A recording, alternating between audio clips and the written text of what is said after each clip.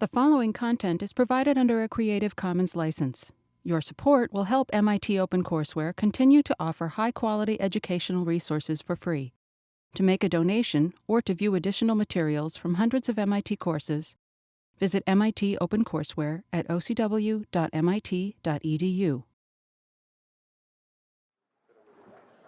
Today's a little bit of a discussion about clearing and settlement systems.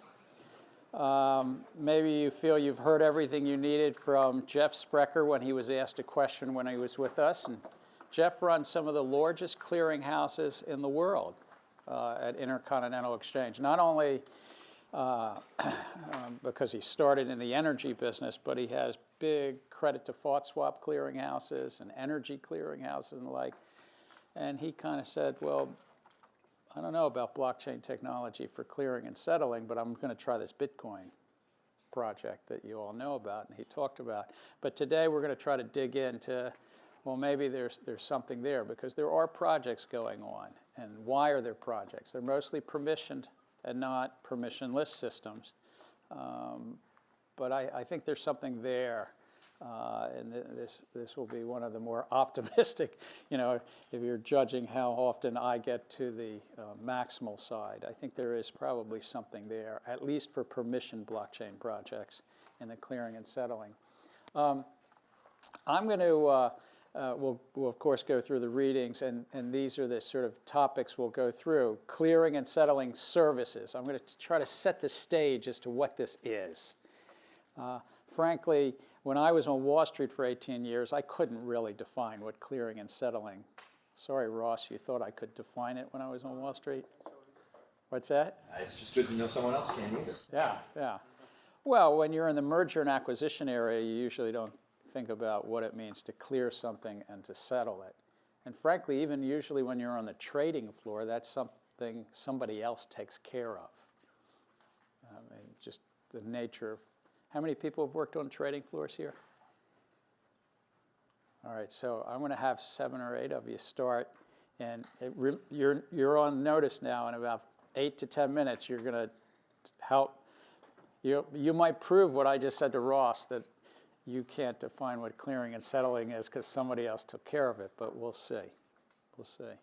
And then we'll talk about blockchain technology applicability, some of the projects that are going on, and then move over to this, there was a reading from the International Swap Derivatives Association, ISDA, what they're doing around smart contracts in this space. But what I want to do first is a little bit of talking about final projects, because we're at that time of the year. And this is to help. This is not like, and I'm going to go through 8 or 9 questions that if you haven't already thought through your projects, these are 8 or 9 questions that I would think you'd want to think about, which is another way of saying it will probably enhance your performance. What else can I say? And number 1, and it's a little small print, I'm sorry, or no, it's not too bad, is what's the value creation proposition, or pain point if you wish? So are you creating value? Are you solving a pain point? Or as Jeff Sprecher would say, what are you doing that's going to make something cheaper, faster, better? What's the value proposition? Whatever space. There's 2 or 3 groups that are doing trade finance. There's 1 or 2 doing payments. There's some group doing consumer credit rating or so forth. I mean, there's a wide variety. There's 1 or 2 groups that have come to see me that are doing things outside of finance. But regardless, what's the value proposition? What pain points are you addressing? Or as Jeff would say, what are you going to do better, faster, cheaper? If you can't kind of answer that, threshold question, shake it loose, kick it around, or move on to a different use case, frankly. Secondly, and then you get into what is this blockchain technology? What transactions or data is going to be recorded? Because this is fundamentally, ultimately, a database technology, even the permissionless systems. And you'll see a later question is like, why this versus traditional database system? But what transactions, what data, whether it's healthcare records, whether it's consumer credit data, supply chain, moving a piece of property along a supply chain, but what is the actual data and transactions that you're recording? Questions? What multiple stakeholders need to write and read access to the ledgers? And I underline the word multiple because really when you think about the value proposition of blockchain technology, it's about immutable records, or so-called immutable records, that's verifiable, immutable records amongst multiple parties. And it costs extra money. Everything we've been studying about in this semester is about there's more complexity, there's more cost in some way of this decentralized, even permission systems, decentralized system, but you get something for it.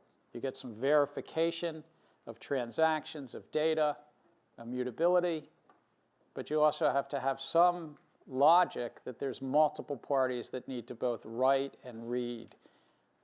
A distributed database that just has read-only, I can read my Bank of America bank account. I can see what's in that, sort of ledger. It doesn't have to be on a blockchain. So multiple parties writing, why is that important? Forming consensus in this circumstance. Which specific cost of verification or networking are you lowering? We talked about a lot of the verification costs, whether it's privacy, censorship resistance, whether it's some direct cost. Maybe you're going right at something that's got a bunch of economic rents in it. So there was a series of verification costs we talked about. What networking costs are you trying to reduce? There's probably been something in the order of 4,000 or 5,000 white papers, many of that you can find. You can't find all of them, but if you're going at something that you think a white paper's been written about or a blockchain company's been started on, figure out what the competition's doing. And for the two groups, and it may be more, that are doing something around trade finance and supply chain, you know there's a bunch of stuff you can read. We'll be studying it next Tuesday. Aline. Can you give us an example of a networking cost? I'm not sure what that is. So networking costs is often why people are using a native token. But networking costs are how to get to jumpstart a network. Now, Uber jump-started a network in a sense without blockchain technology, but an example of networking costs are if you walked out of the airport and you didn't think any drivers are using this application, then you wouldn't be terribly interested in using it. So who incurs the cost? Often the cost of building a network can be a tremendous startup cost. So how to start a network often is you go to a bunch of venture capitalists, you raise money, you advertise, and you try to get participants.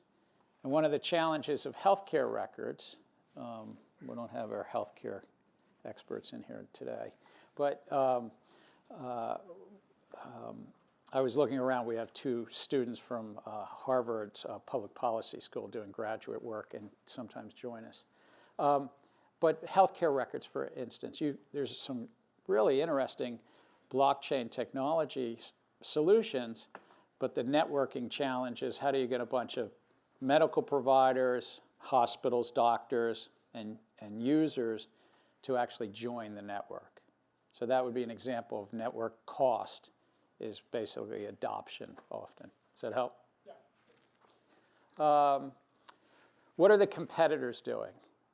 I'm not looking for plagiarism, but if you're in a space, payments or supply chain or consumer credit or some others, where there's 3 or 6 or 10 white papers out there, and maybe somebody's even raised 20 million or a couple $100 million in an ICO, then it would be interesting, and you should feel free to look at those, and maybe you'll be informed by it, and you'll say, I'm doing it better, or they got it poorly here, or their project's in Estonia, and I'm going to do a digital ID project in the US, and our regulatory system is different than Estonia. But I wouldn't be bashful about looking at the competition. In fact, I would say we're a business school. You always look at the competition, and you see if you can do either what they're doing better or what they're doing in a different geography or in a little bit different market. Back to how Aline likes to define things. I've not used the term blockchain technology yet on this slide, have I? But why are append-only logs and multiple party consensus the best solution?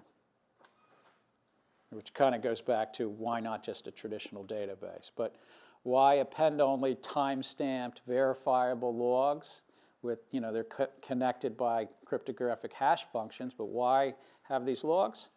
And why have multiple parties, in essence, form a consensus about the state of the ledger?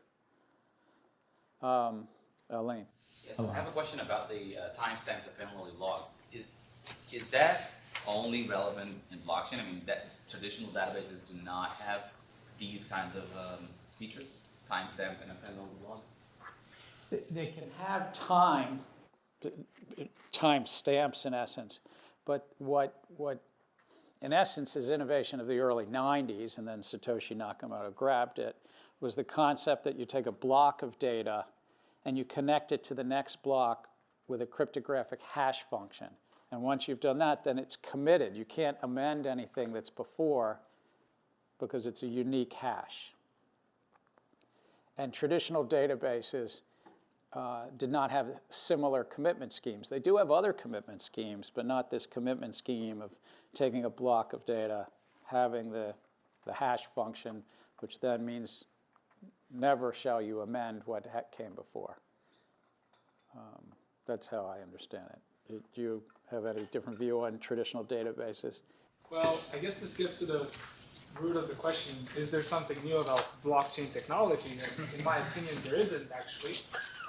20 years ago, we knew how to take a traditional database and make it fault tolerant using a consensus protocol, or what people nowadays like to call a permission blockchain. So we knew how to do that, and that would give you an append-only log. It's nothing exceptional. So I think, yeah. Yeah, so there are debates as to where is the border and boundary between a permissioned blockchain and a traditional database. But I've chosen to, at least for this class A, Hyperledger Fabric, we'll call that a blockchain project. But recognize there's some who would say, well, that's unless you have a native token, it's not really blockchain. Eric. One quick point. Isn't this the trust is the key attribute that's not being factored in this equation? Because you can get a multiple party consensus doesn't have value on its own. It's actually multiple party consensus it's actually something you have to come up as a necessity that stems from the fact that you're dealing with a decentralized arrangement in which you're not trusting any of the parties that intervening in the exchange of information, right? Well, I agree with the first half that you wouldn't even want to use Hyperledger Fabric unless you really need multiple parties writing to the ledger. And I think that does separate it a little bit. You could take an Oracle database and allow it to be multiple parties too, but I think that separates it. Where you might be more the purist than I am, Eric. I don't think it has to be completely open where you don't know all the participants. But even in a financial, we'll talk about the Australian Stock Exchange in a half an hour or so. And when we talk about that, that's a limited closed loop. But they believe that they are actually taking a lot of cost out of the verification side. They think they're getting they're lowering verification costs, and they would contend they're lowering networking costs because they don't have the same reconciliations between multiple databases. Now, you might call that verification costs, but I think they would call it both verification and networking costs. Those multiple back offices no longer reconciling. If your final project has a permissionless system with a native token, Why do you need a native token? Is it to jumpstart the ICO that you want to raise money for? I'm not averse to that. I mean, if that's, but at least fess up and say that's how we're crowdsourcing this thing. If it's about that you really believe there's some benefit to the token economics, that it's an incentive system to run your new competition to Uber, or an incentive system for healthcare records, or an incentive system for supply chain, talk about what that incentive system is. And are you trying to motivate jump-starting the network or maintaining the network later? And it could be both. It could be either. I'm just saying it'd be good to have a discussion. Is the native token just about crowdfunding? Is the native token also about jump-starting this network and an incentive to maintain the network amongst multiple parties? What trade-offs of scalability, performance, privacy, security, coordination? I'm not asking you to solve them. And in fact, you can even jump ahead 3 and 5 and 7 years and sort of assume that some of these things will be taken care of. So recognize that in the permission blockchains, they seem to have higher performance, a lot higher performance than the native token permissionless systems. But if you're proposing a native token permissionless system, I'd just like, a short discussion of how much these scalability issues matter to you, particularly when most of the native token permissionless systems can handle much more than 1,000 or a handful of thousand of transactions a day. I mean, it is true that Bitcoin handles quite a bit more than that, but 5 or 10 transactions a second, is that going to work for whatever your solution is? I'm not. In fact, I'd like to see some groups use native tokens. I want to have a variety of things I read in December rather than reading all permission systems. But and then again, can a permission blockchain or traditional database adequately address whatever use case if you do have a permissionless system? Thinking about that. How can broad adoption be realized? Are you going to use a native token to get broad adoption? How are you going to get a bunch of hospitals signed on? How are you going to get a bunch of banks signed on? Are you going to do like Jeff Sprecher did and give 50% of his equity away? Which was that conversation he talked about he had with Goldman Sachs. He realized that was the only way to get his business started in the late 1990s. But just, how are you going to sort of get that adoption? And to the extent, this might be a paragraph, but what type of customer interface or how might it be better than other customer UIs? So these are just some of the things, if you were thinking about a real business, and I think that the market is moving towards away from that big frothy bull market where there was as many as 400 or 500 ICOs a month, and it was raising anywhere from $2 to $5 billion a month, and now it's sort of October was about 200 ICOs, and it was about 800 million, and I think it's going to continue to decline, partly because they don't all work, but partly because people are now getting more rigorous as to what's really going on. If you are using a permission blockchain, you don't have to tell me whether it's Hyperledger or Corda, but if somebody does and you have something thoughtful to say there, I'm intrigued to find out, why this one versus that one. I mean, it's really just to show your critical analysis of the subject. And if you want to prove yourself on why it's Corda versus Hyperledger Fabric, that'll be interesting if somebody has a point of view. But I'm not looking for that level of either computer science knowledge. This is from a business perspective. Think of me as a venture capitalist if I was investing, how you sort of pull it together. So any questions on that? So we had 6 or 7 people that actually worked in banking. Who did we have at this table? So what's clearing? If I recall correctly, you need to prove the identity of the other party in order to make sure that you're sending the asset to the right person. Okay, so you have to prove the identity. So it's about validating and authenticating an identity. Anything else in clearing? Who else worked in trading? I had somebody back of the back table worked in. Is it that they have the assets to be traded? They have the assets to be traded. Well, most equity markets trade on transaction date plus 2 days.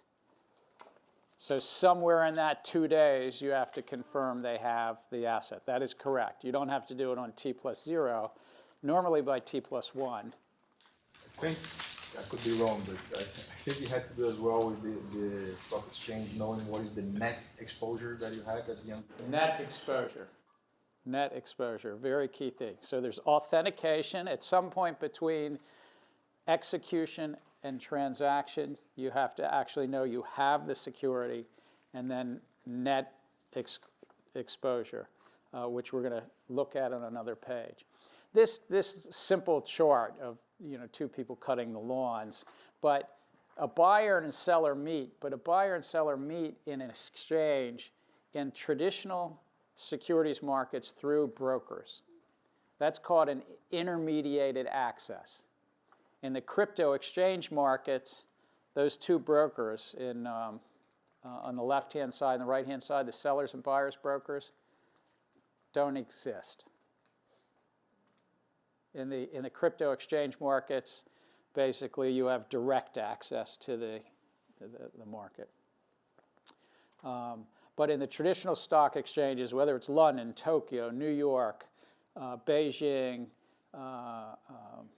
where's the major, where's the exchange in India? Mumbai. What's that, Mumbai? Yeah. I forgot, 30 years ago I visited and walked on the floor. It was called the Bombay Stock Exchange back then. But regardless of where the stock exchange is, there's some clearinghouse separate from the stock exchange doing these functions that we just talked about. So 3 steps. Execution. What's it mean to execute a trade? Alpha, do you know what it means to execute a trade? Without reading, should I go back? Yeah. So I've traded before. Yeah. That's why I caught on you. We did a great job with a separate execution team that kind of helped us with that. But signing the docs, making sure that the account information is all there, that if it's being done through NISDA. All right, so this sounds like it's about derivatives, executing a derivatives contract, but what if you're just buying 100 shares of Apple stock? What's it mean to execute a trade? To be on the phone on the screen and agree on a price and a There you go. It's just, you bid a price and somebody hits the bid or lifts the offer. Those are the terms when you're on the phone. I lift your offer, I hit your bid, or at least it was when I did it. Still? Or no, maybe not. What's that? Still. All right. Question? Yeah, that's it. What's that? You just hit a button. Just hit a button. I worked on the algo desk at Goldman, so we didn't talk to anyone. You didn't talk to anybody? Can you go months without talking to anybody? We didn't talk to them. What's that? We talked a little bit. All right, all right. I guess I'm a dinosaur, yeah. Yeah, the screens that I used to look at Goldman Sachs, it was green. Yeah, you know. You know the screens. Kelly's thinking, what is he talking about, right? You look it up on the internet, you're fine. You're fine. No, there wasn't any color on those screens. So execution is basically, I buy, you sell, we agree upon a price and a volume. That's really what execution is. But when you execute, you still need to do a few other things. And it's called clearing and settling. When I was on a trading floor, I couldn't have told you what the difference was between clearing and settling. That was something somebody else did, frankly. I'll admit it. They were really terrific professionals, but they had their job, I had a different job. Clearing is performing all of these functions, authenticating somebody's there, making sure you actually have those securities, and importantly, this thing called netting. How about settlement? Anybody want to say, I know it's written up there, but anybody want to just say what's settlement? We've talked about ledgers for 7 or 10 weeks now. What do you think a settlement really means in the context of a ledger? Did I see a hand up here? Yes, I did. I did see a hand up. What's settlement? Running the entries on the ledger, what's It's- in, what's out. Right. It's making a recording on a ledger, finally moving something on a ledger. You could be moving the ownership of an asset or the ownership of cash. And when you do both at the same time, it's called delivery versus payment, or DVP. It's just a final change of data record on a ledger. In the old days, I'm talking about before I was doing it, but 40 years to hundreds of years ago, it was physically delivering a physical piece of paper, which was equity security or bond security. But it all got dematerialized starting in the 1970s, and by the 1990s, it was pretty much in this country and in the UK, it was pretty much dematerialized securities. That everything's digitized now in the equity markets in nearly every country that you're all from, maybe with some small exceptions. So execution is I buy, you sell, volume, price. We've legally agreed to something verbally, and billions of dollars can trade on the phone or in the computer. Legally, it's executed. Clearing is trying to make sure that you actually have the securities and I actually have the cash.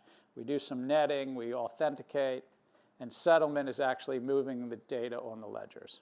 3 steps. This is the benefit of netting. It was just one chart that I could find somewhere. It's actually the Australia Stock Exchange had it on their website. But if you have multi-parties into transaction, which is on the left-hand side, and these are just arrows of all the different transactions that could occur in one little example, and instead you interpose a central intermediary, you can do a lot of netting. And look at participant C. Participant C only has an exposure of selling 35 of whatever they're selling, some stock, versus all these other transactions. And this is a very simple case. But if you have 20 or 100 clearing members that are all big brokerage houses, and they're doing thousands or even hundreds of thousands of trades a day, you have an awful lot of transactions, and the gross transactions versus the net is quite a difference. That netting can bring down numbers 90+%, or maybe even 99% or more. So central intermediaries, I know this goes against Satoshi Nakamoto's whole concept, but central intermediaries came about in the securities market for a bunch of reasons, but one of the biggest ones was netting. Brodish. And it's a really important concept in the back office of Wall Street. I'm not familiar with the concept, so kind of a clarification. You say you're familiar? I'm not familiar with this concept, so kind of a clarification question. So, Please. When we do netting, it seems that we are kind of losing a lot of information here from the gross transactions. So is it like the transfer of the asset is done through the netting, but the records of all the gross transactions are still there with the central intermediary? Very good question. So are we losing information, or are we just lessening the lines of counterparty risk in the transactions? And the answer is, if done properly, you still keep the information of all of these. And in the real world, it's not, this is just 8 transactions. It's netted down to 4, right? So this is 8 transactions netted down to 4. Usually this is millions of transactions netted down to tens of thousands.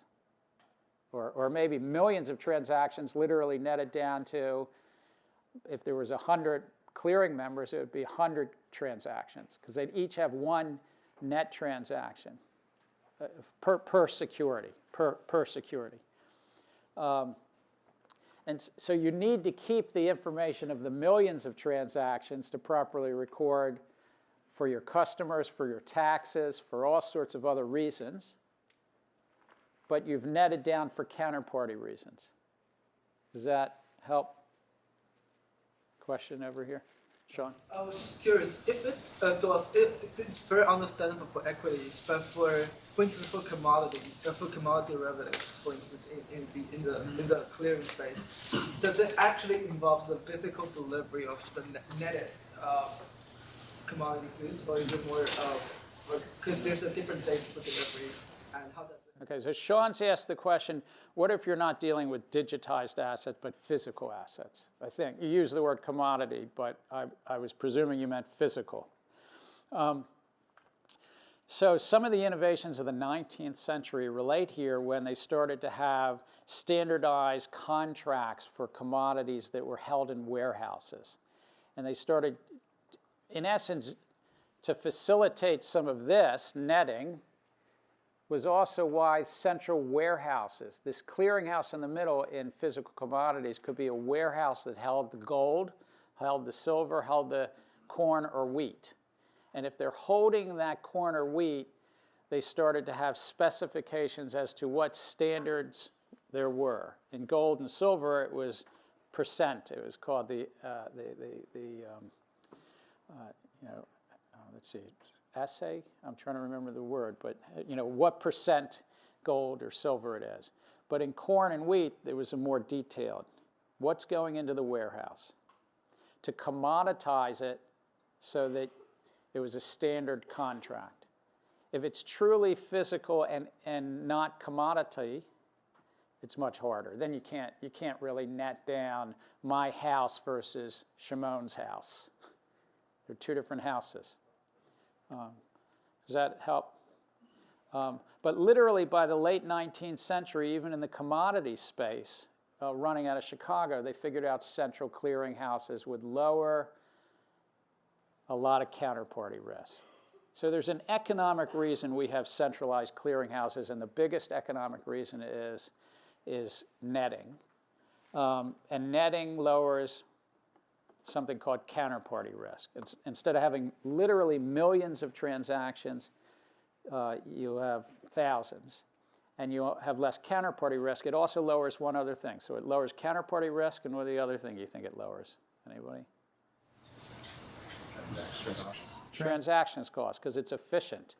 You take a lot of line. We used to call it, you take a lot of lines off the page. So in the old human days, you'd have to have fewer humans actually pushing paper. Hugo. So just another clarification question. So from the participant side, so from like a hedge fund side or whatever, or a trading desk side, do they just go about their day trading everything, and then at the end of the day, the next day, the clearinghouse tells them, okay, you made all these transactions yesterday, but we really only need like 35 shares from you? Or how does it, work? But in that case, looking back to this, sure. You are either the buyer or seller, and you're dealing with a broker. So if you're a hedge fund, you often enter into an arrangement with a broker, and it's called a prime brokerage arrangement. And you might have a prime brokerage arrangement with more than one Wall Street firm, but you rarely would have it with more than 3. So even if I'm doing a trade through Merrill Lynch, if my prime brokerage arrangement is at Goldman Sachs, Merrill has to give up that. Merrill's going to get a commission, but they're going to give up my prime brokerage arrangements to Goldman Sachs, and that helps me, the hedge fund, get more netting as well. And that's a development in the last 20 years, this concept of prime brokerage. But to answer your question, yes, I go about my business. I trade all day, and unless I get a phone call or an electronic communication from my prime brokerage saying you've hit your lines, you do have credit limits and position limits in essence, but your prime brokerage, and I might say, well, I need something moved over. I need some more credit today, or so then it. But yes, you go about your business until your prime brokerage says, slow down. Shimon. It's a very good question in the sense that if you're a lot like LTCM, long-term capital management, at some point ran a balance sheet of $1 trillion, right? And part of the reason why when bankrupt is they didn't want to use one prime broker because they didn't want to reveal all their trades. But then the prime brokers could not net out their positions, right? Because I may hold one leg with you and another leg with you. right? The net may be zero, but there's no way for you to actually reconcile that or reconcile that risk. So it's a real problem. Long-term capital management was a hedge fund operating in Connecticut. It was founded in the early 1990s by a man named John Merriweather, who was a very famous trader from Solomon Brothers and very successful. And then he started it with some remarkable finance faculty from here at MIT and elsewhere. Bob Merton, who's a Nobel laureate. I mean, brilliant team of folks. But they ran into a little challenge 4 years later. They had about a $125 billion balance sheet, $4 billion in capital, and $1.2 trillion in swaps. Why do I know the numbers? I got the phone call with my 1-year-old sitting on my lap, and I picked up the phone, and I said, hello, and the voice on the other line said, Treasury operator, I've got the Treasury secretary for you. And I get on the phone, I go, yes, Bob. It was Bob Rubin, it was the Treasury secretary. Bob, what's up? It was a Saturday, Isabel was on my lap. He says, do you know anything about long-term capital management? He goes through some of the figures. I'll never forget, he says, I hear from Alan, that would be Alan Greenspan, who was the head of the Federal Reserve. I hear from Alan that they have over $1 trillion of derivatives. Shimon's number. He says, is that a big number? But you have to understand, Bob's sense of humor was quite, at that moment, he knew it was a big number, So I flew up the next day, and with somebody from the Federal Reserve Bank in New York, Peter Fisher, we sat around a conference table looking at these facts and figures. And then I got back on the plane and flew back to Washington to be with my family. The next day was actually Rosh Hashanah, Jewish holiday, and I wasn't going to work. And I had to call Bob and his deputy, Larry Summers, up and give him my feedback. And I said, this thing's going down. Bear Stearns was their prime brokerage. And Bear Stearns, who 20 years later failed themselves, but Bear Stearns has said, we're pulling the prime brokerage account if you can't post another $500 million by Wednesday. Well, there was no way they could post another $500 million because their $4 billion of capital we could best figure on that Sunday was somewhere hovering around 400 or 500 million at that point in time. Well, when you have a lot of leverage, you have $1.2 trillion of derivatives, which are all sort of leverage in one way or another, and you've got a $125 billion balance sheet, even with the best minds, the best finance faculty, and they really are terrific individuals, and Merriweather was quite a trader. Sometimes markets go against you. Correlation risk, liquidity risk, and so forth. So they pulled the plug the next day, basically. That's the long-term capital management story I remember, but it's just because I kind of had to live it. But to answer your question, you can trade all day until your prime broker kind of says, Hugo, slow down. Because they're extending credit to you, in essence. The prime broker is. Intraday. And one of the big risks in the financial crisis, and certainly Ben Bernanke, who was chairing the U.S. Federal Reserve, and others had to deal with it in the middle of 2008, is most commercial banks, so they don't have a broker, they're banks, they're the brokers themselves, were extending significant amount of intraday credit to each other that in 2008 wasn't terribly well measured in the repo markets and in other markets. That's changed subsequently, but you wouldn't have been a big bank. You would have probably been shut down. Sorry. Or maybe not.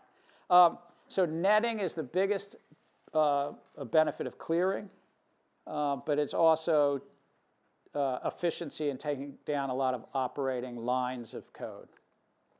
This is a chart. I'm not going to spend a lot of time on it, but this is right off the Australian Stock Exchange website, and I thought, well, why not take that? They have 2 million investors. The market participants or brokers in a much smaller market than the US in Australia has 77 brokers, registered, regulated brokers. And then they have the clearinghouse called CHESS, C-H-E-S-S, which I can't quite remember what it all stands for, but SS is settlement system, clearing house, What's that? What's it? Clearinghouse sub-register system. Sub-registered system, thank you. Is it equity for E? There is none. There is none. But they have the Australian Stock Exchange clear and Australian Stock Exchange settlement, because they actually put it in two different places, two different things. The clearinghouse is doing what we talked about, mostly netting, lowering the lines of code, and then settlement. And basically, because we're in a trade date plus 2 days, on the first day is all the clearing and the netting, and you better show up with your securities, and on the second day is settlement. Electronics and technology can make this simultaneous, but most market participants like to have some ability to do gross trading against nets positions. So there's a lot of economics and market practice and structure behind keeping some delayed settlement. And the markets have grown up around that. Ross? If it's not delayed, if it was instantaneous, wouldn't that get rid of the benefits of netting? You'd have to have every trade go right through. Right. It has to be that you wait till the end of the day or whatever period. So Ross just raised the number one reason, economic reason, why simultaneous clearing and settling is not that likely to happen.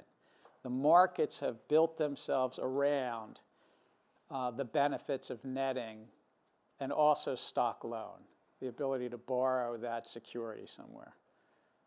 But you're absolutely right. If there was simultaneous execution and settlement, which is what the Bitcoin network in essence is supposed to be and blockchain networks can be, then you in essence have to pre-fund. You have to have your secure, every time Hugo trades, he's going to have to provide his security to trade. But then Tom would get the security faster.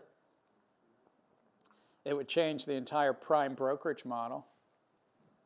It doesn't mean markets, Ross, couldn't adapt and be structured that way, but it'd be fundamentally a different structure. Is this a hand up? Yeah, I mean, but so the counterparty risk is really big with derivatives. I don't see it. I don't see what we use. Like I don't see it being a primary issue with like equities. So if you're going to apply this to equities, to any sort of like any cash instrument, basically, right? I don't see the huge economic value for netting.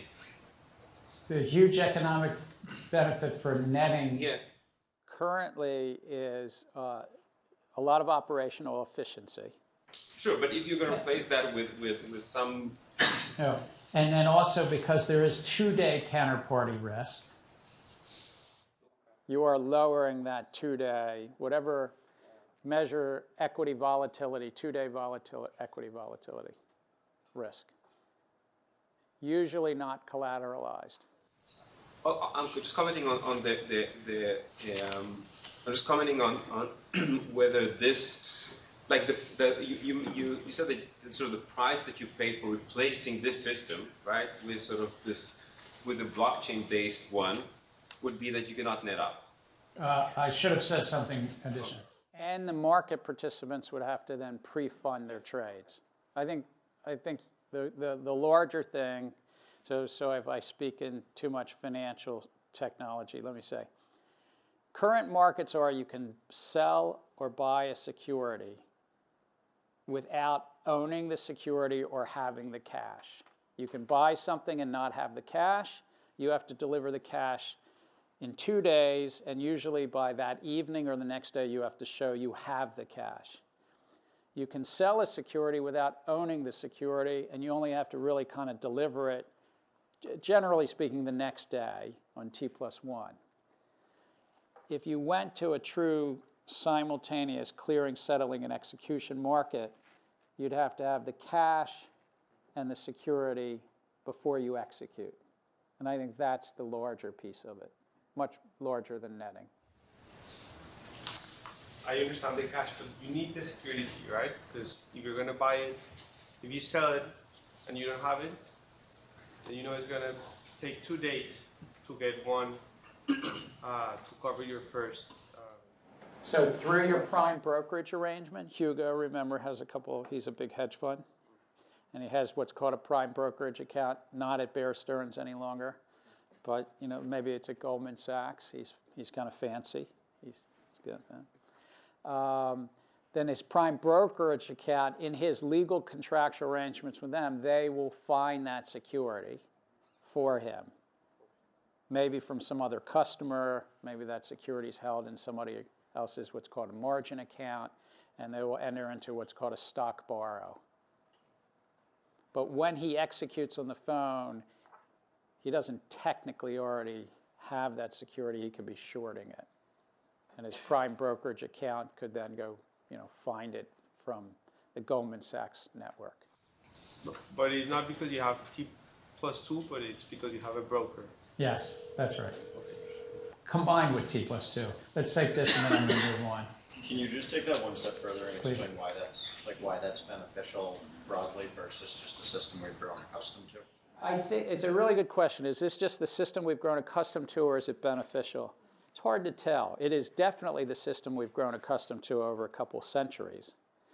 And as we've gone from transaction date plus 5, which most markets were, I'm talking about 50 and 100 years ago, maybe it was even T+10 at some point, but T+5 to T+3 to now T+2, we've started to challenge that. But in the US, the Depository Trust Corporation provides same-day settlement, and very few accounts ask to do same-day settlement. And I think it might be just they've grown accustomed to it, but I think there's some benefit in this stock loan, stock borrow side. But I stand with what I said earlier. I think the market could work the other way, but it would be a big adjustment. And there are some benefits because then Hugo, this hedge fund, is being extended credit by his prime brokerage account. And the prime broker's making some money on it, but also Hugo's taking risk in that arrangement. Pre-funding it would be a different model. Some argue it would have less liquidity in the marketplace. It would make it shorting stocks a little costlier. I'm not sure they're right, but their argument is that I'd have to borrow the securities always, 100%, and have it all before I sell, even if I'm a multi-billion-dollar hedge fund that has some credit worthiness. So, Kelly. So the paper mentioned that their new system fails to basically recognize these challenges, such as the fact that it'd be abandoning the capital and operational efficiencies. But it goes on to say that it would be a step backwards for the world's most liquid markets. So what would necessarily be implications for illiquid markets? Would it basically be that people could make trades without having to interface with extensions of credit? Are you talking about illiquid markets that are centrally cleared or illiquid markets that have no central clearing? I guess maybe both. I'm just trying to understand what the counter would be. It's saying that they would be abandoning these efficiencies in liquid markets, but what would the opposite be? Like, would there not be implications for the illiquid markets? So Kelly's asking, I don't remember the comment because it was in the Australian Stock Exchange one. So in non-cleared markets, things that are just so illiquid, my house, it's not cleared, it's not centrally cleared. Certain parts of the derivatives markets aren't centrally cleared. They're not, quote, liquid enough. So I don't know the comment. Maybe see me in class and I'll look at the comment and try to nail it for you. Is that all right? So I wanted to put this chart up because it was from 2011. I remembered it when I was at the CFTC. But somebody at the Fed of Chicago made this chart about the US clearing systems.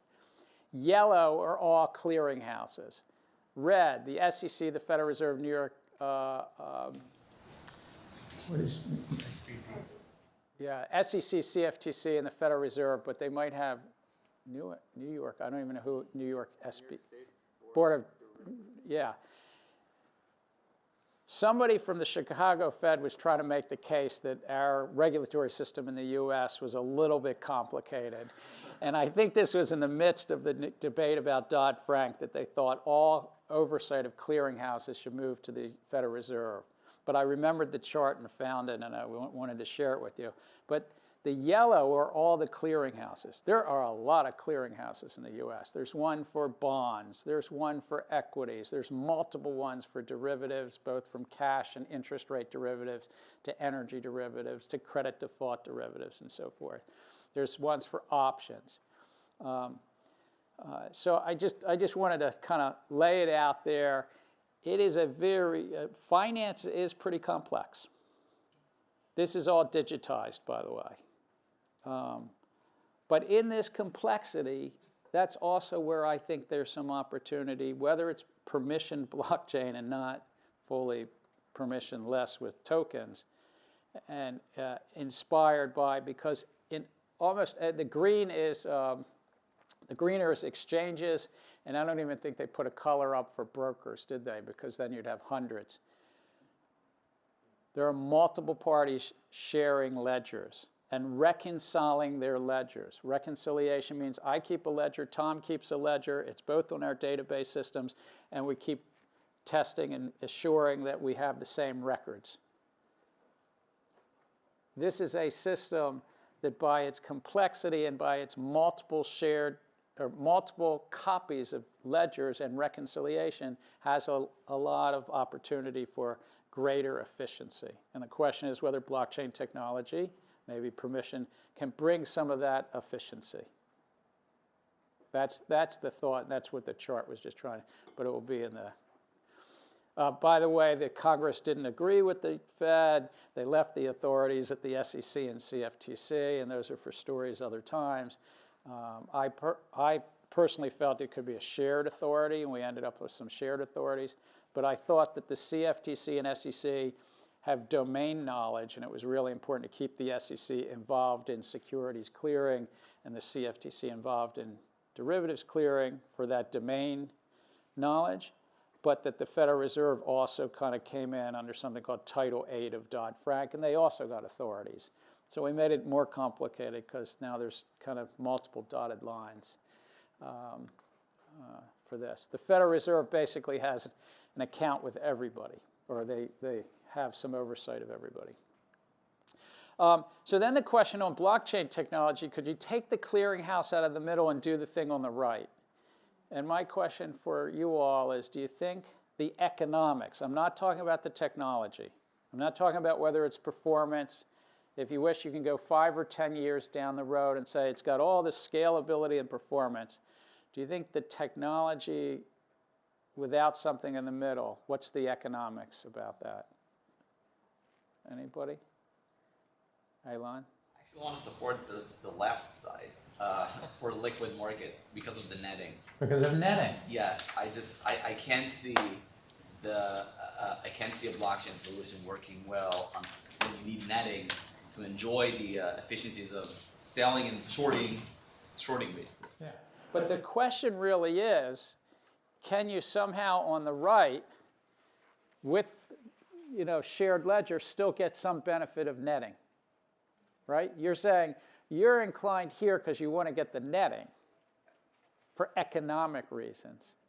So as a ledger structure, can you get the netting here? Shimon? You don't need the netting if it's all happens simultaneously. Netting is basically, again, with cash instrument. I'm not talking about derivatives. Derivatives has a different issue. With cash instrument, the only reason why you have counterparty risk is because it's not clear. It's my understanding. I mean, correct me. Is because you don't have instantaneous settlement. If you have instantaneous settlement, then you don't care about netting. You care because you pay so many transaction fees. No, but that's going to be a lot more efficient. So why again, I don't. Do you think really transaction fees are a big economic issue here? Yes, that's what I think. I'm sorry, Joe. So that's right. I don't know. I mean, I don't know. It really depends how much do you pay per transaction with the clearinghouse and without. Maybe the net will give you only 10% of the transaction, but the cost of having the clearinghouse is more than 10 times. maybe. So the economics depends on those numbers, I think. Is that a question or?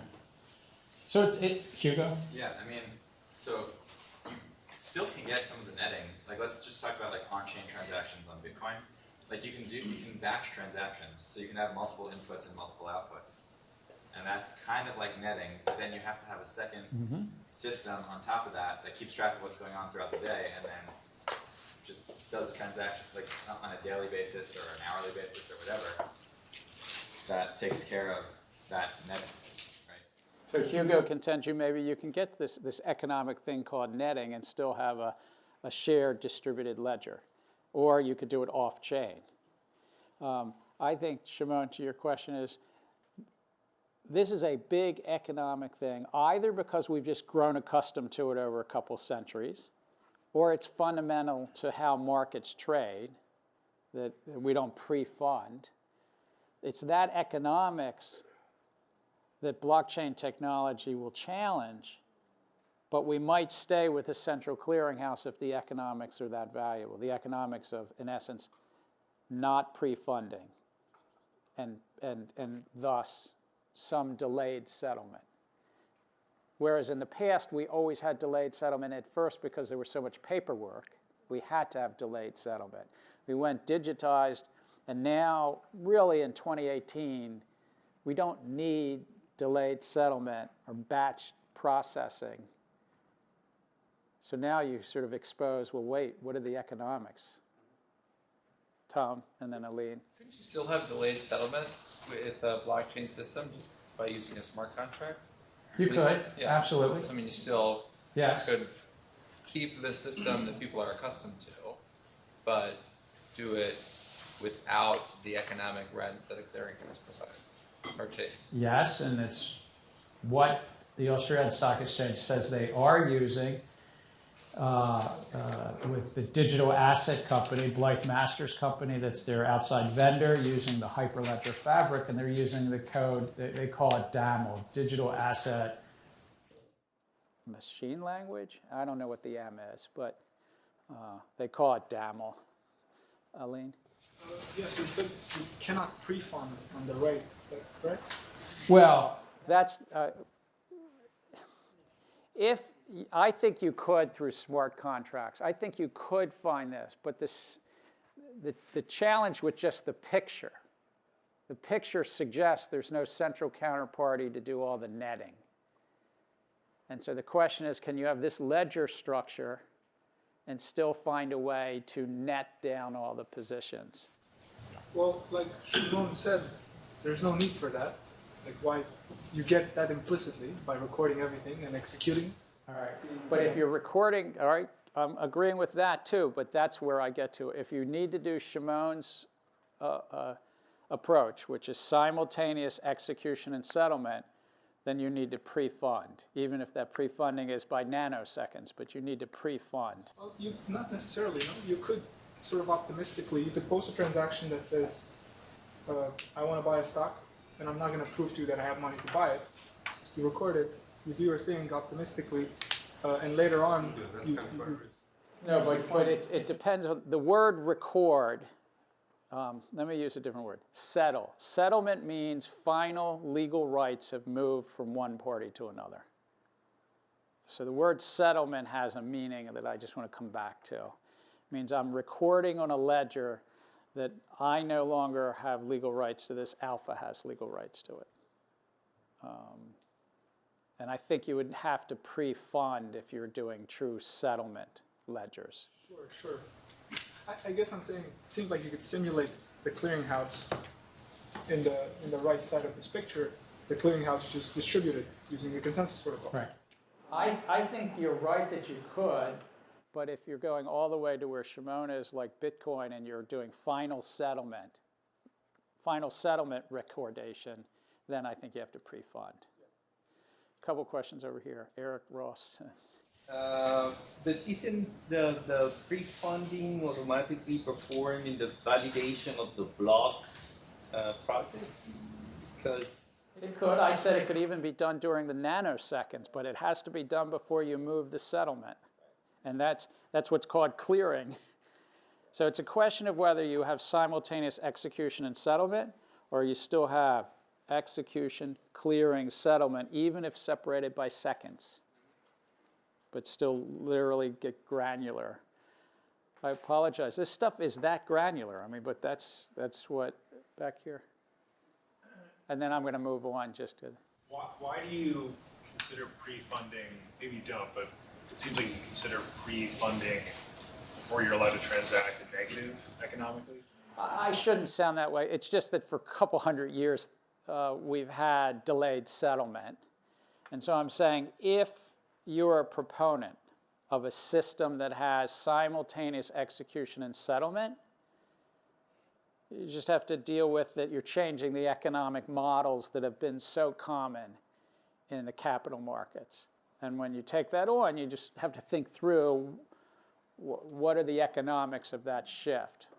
From, in essence, a delayed settlement, thus modest but real counterparty risk, that Hugo's got a prime broker and he's got that, and moving to this new model in capital markets.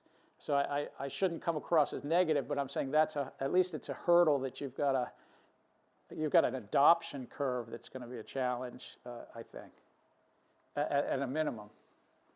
So DTCC, when I first spoke to them, and I have a lively ongoing dialogue with the folks there on an occasional basis, this was the biggest issue they raised. They said they looked at blockchain technology starting several years ago. They talked to their customer base, and they couldn't find that their customer base really wanted to go to simultaneous execution and settlement. They have same-day settlement, but it's end-of-day settlement. So there's still several hours. But they said, we don't have a lot of customers that really want simultaneous execution and settlement.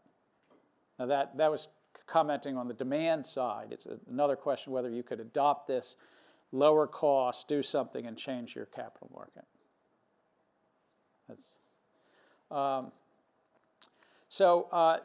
This is another look at it. This is also from the Australian Stock Exchange, I think, website, if I remember, but maybe it was another website. The question is, could you take out these middle parts? This is like blockchain architecture for clearing, central counterparty, and the central securities depository, because there's also somebody who's got the central registry. And that central registry are the two things. Could you take this out completely? That was the kind of question, in a sense.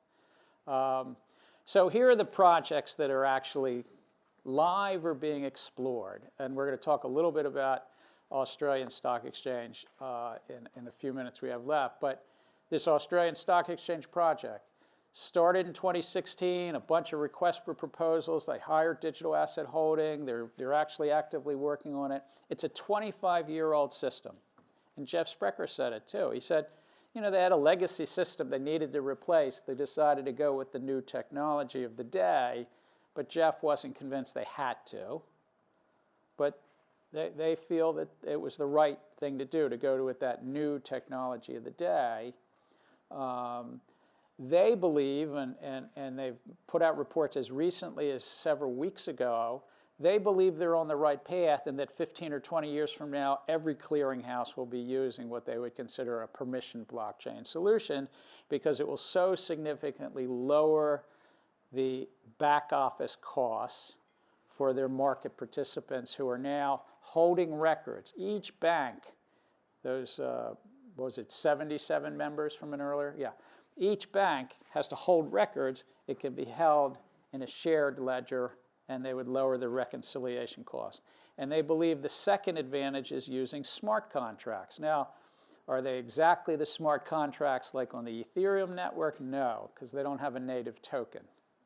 They don't have a dApp and a native token, but it's still automating certain processes, automating certain, I'll call it back office processes. So they're very committed to it, and they're going to roll it out in 2020, and then for 12 months, run it simultaneous with their legacy system. So their cutover for assuring that it's resilient is a 12-month test. Most major market infrastructures that roll things out do not roll simultaneously for 12 months, but they all roll simultaneous. Whether it's a month, whether it's 90 days, you can't do a major, you can't cut over the back office of the New York Stock Exchange and just test it for one day. Or well, you can. It's just kind of choppy and a big risk. Quick question: Are they going to use like stable coin to settle the transaction? Like how are they going to settle the transaction? Because I can see how you issue securities digitally, but you cannot issue cash. So it's very good. It's very good. So all of these clearinghouses they are the final custodian for the security. Securities are dematerialized, meaning they're all digital. And so those digital assets are held on a ledger, and what's called the golden record. This is the words used in the securities business. The gold record or the golden record, meaning it is the legal, verifiable thing you can go to in court of law, and it says this is who owns this. Alpha owns it, not Hugo. Sorry. You're working with Goldman Sachs, though, right? Is that golden record is there for securities. Who has the golden record for cash? Central bank. Central bank. Or the fractional banking system, their commercial bank, subledger. Clearinghouses around the globe would like to be able to have direct access to central bank money. And they currently do not in any of the major jurisdictions that I know, I think. So what Australia does now, this is what they do now, they net everybody down. They get to T+2. They're on that second day. Everything's netted down, and they're about to do the whole closing out. 1 second before they do the security settlement, they do the cash settlement. They call this delivery versus payment, DVP, but they're a clearinghouse, and they do not want to take risk with the central bank. They take all the money and settle all the cash with the Royal Bank of Australia, RBA, I guess. Do I have the right name? Or is it different? Is RBA one of the banks in Australia? But they settle all the cash, and just within a second, they settle all. We think of it as DVP, but it's actually technically not. Inside their clearing systems, they have a form of Australian dollars that is effectively, digitally, in their system, digital money. In essence, what they're doing is clearing their internal digital money versus Royal Bank money. Thank you. Right. Sorry. So these other projects, Estonia, the Tallinn Stock Exchange is exploring proxy voting and registration. What's interesting, who runs the Estonian Stock Exchange? NASDAQ. NASDAQ. So NASDAQ runs it. And they're doing this project. NASDAQ announced and went live in 2015 on an illiquid. So Kelly, you asked me about illiquids earlier. NASDAQ started a blockchain technology platform in 2015 on private securities, which were not, they certainly weren't liquid. I don't know enough about what they did there as to how illiquid they were. But they felt, all right, this is a place we could do this. And it's still gone live. It's got very little use, but it's still there. And they say they're going to try to do it for mutual funds, when you and I can just buy interest in mutual funds, and NASDAQ's going to offer that to mutual funds, partly because mutual funds aren't in DTCC, from what I understand. The others are just really some tests. Japan has done, the Japan Exchange Group for the Tokyo Stock Exchange has done some tests. They've written papers. They're sort of interesting papers. The last one was earlier this year. They're really trying it just on post-trade matching. One of the securities firms in Japan, I can't remember, is really pressing the Tokyo Stock Exchange to do this. So there's some local commercial politics that are going on. Can't remember which exchange not exchange, one of the brokerage houses is pushing them to do it. All permission systems, no, to my knowledge, permissionless systems. Let's talk about ISDA just for a few minutes. derivatives common domain model. One of my former commissioner's colleagues, Scott O'Malia, runs ISDA, and that's an international trade organization. It's largely dominated by the 16 big banks around the globe that probably transact 98 or 99% of derivatives around the globe. And it was started in the 1980s to do all the forms to enter into the legal contractual obligations called swaps. And over the years, it's transitioned. It's also an advocacy group, and it lobbies various regulators in Europe and the US and Asia.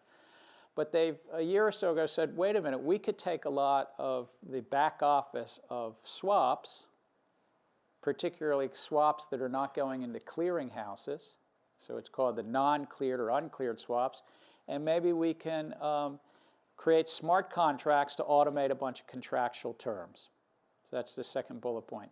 And they contracted out, they put out a request for proposal, basically for somebody to come up with machine-readable standard representation. Call it code, a scripting language.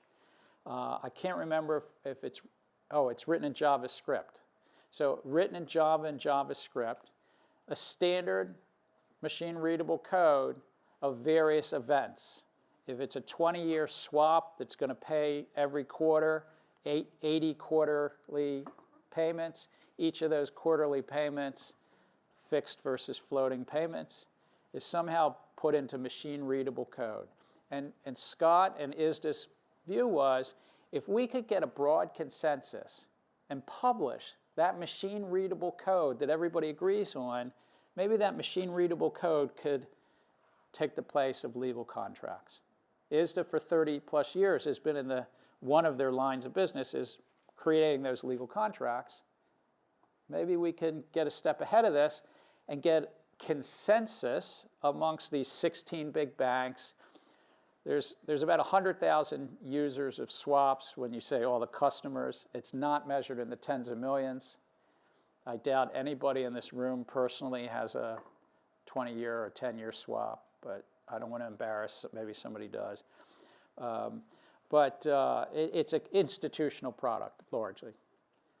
That's their product, and it covers new transactions, rate resets, partial terminations, as I listed up there. Questions on?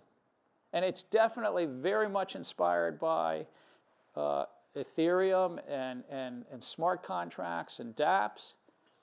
But in essence, it's not really blockchain technology. It's inspired by it in a sense. They're just rewriting the contracts instead of. They think they can have more specificity and certainty about what the contract means by writing it in contract. And importantly, efficiency. To automate that which humans are still doing, even if it's in written contract. So it's also automation that's inspiring them. But you're absolutely right. It's taking legal contract, getting into machine-readable JavaScript code, getting consensus on what that code is, getting some courts to recognize it, and then you won't even need to write some of this, a rate reset or a partial termination into the contract. You'd be referencing this. The longer-term objective is to say maybe we can put even more of it right into code. But people would have to pool their money somewhere, just like we were talking about, right? That's if correct. It's going to execute itself, it's going to have to be a pool of money that you might have to, somewhere. You'd have to pre-fund or self-fund or something. Let me go back here and then up. If they're using blockchain on it, it can't be. They call it a blockchain project, but it's a.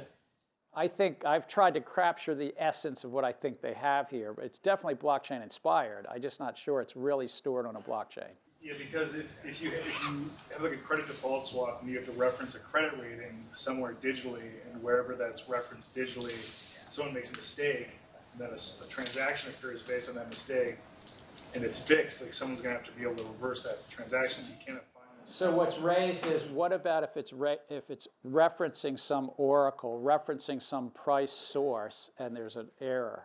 I believe, as I understand it, they're writing some of that into the code as well. So if it's referencing a price off the New York Stock Exchange, how it does that, what open API it references, how it pulls it, and they're trying to say, let's make sure that it's what's really verifiable. There's one more slide on this that will help. This is their steps. This is their publicly disclosed 5 steps. This was in an October paper. It wasn't part of your reading.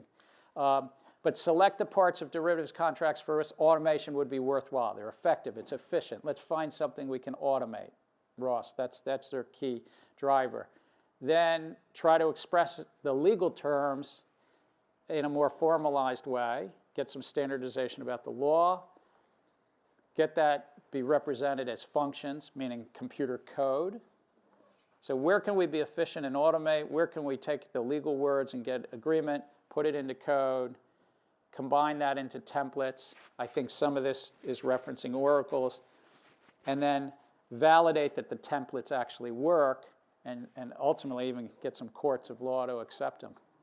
That's kind of their game plan.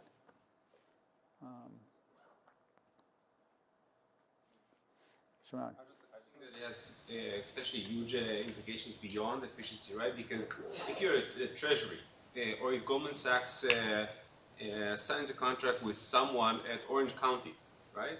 The ability of their ability to assess what is actually written in the 30-page contract that was sent was minimal, will be minimal. But it's a lot easier to do kind of risk management or assessment if you can just, if there's an API, right? And you have now outside companies essentially providing you with risk analysis, right?